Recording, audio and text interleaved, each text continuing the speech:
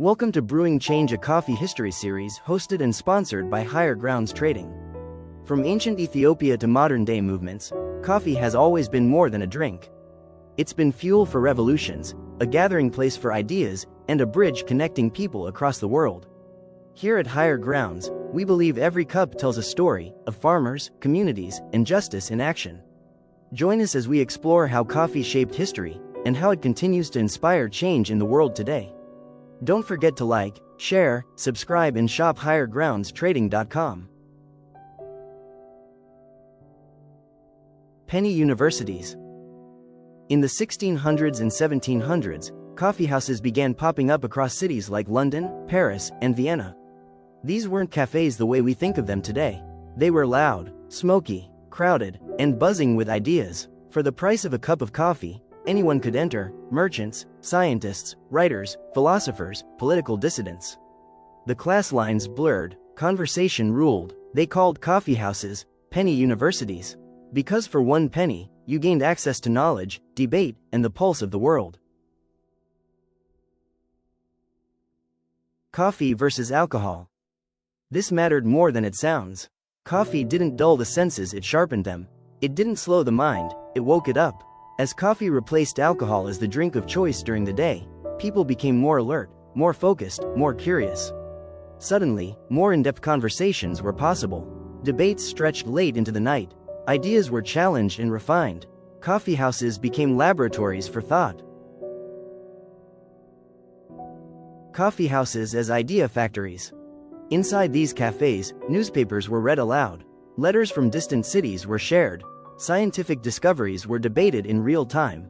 In London, coffeehouses specialized. One for shipping news, one for finance, one for science. In fact, Lloyd's of London, one of the world's most famous insurance markets, began as a coffeehouse where shipowners gathered to share information.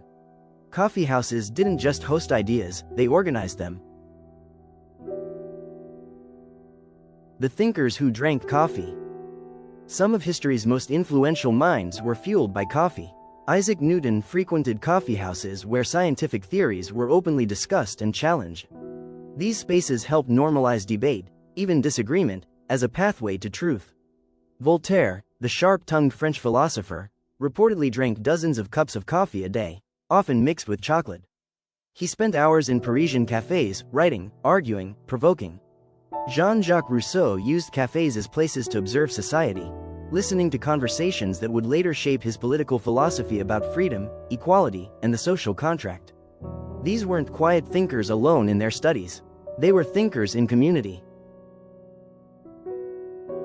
Cafe culture and the Enlightenment. The Enlightenment wasn't just a set of ideas, it was a social movement. Coffeehouses made knowledge public. They welcomed questions. They challenged authority. In a world where power was tightly held by monarchs and churches, coffeehouses created space for ordinary people to think critically about government, religion, science, and human rights. It's no accident that revolutions followed. When people gather, stay awake, and talk freely, change becomes possible. Why this still matters. Modern cafes still carry this legacy. They're where writers work, where organizers plan, where artists meet collaborators, where strangers become community. At Higher Grounds, this history isn't abstract, it's lived. The cafe isn't just a place to drink coffee. It's a place to exchange ideas, tell stories, and imagine something better. Thank you for watching Brewing Change. Be on the lookout for episode 3, Coffee and Revolution.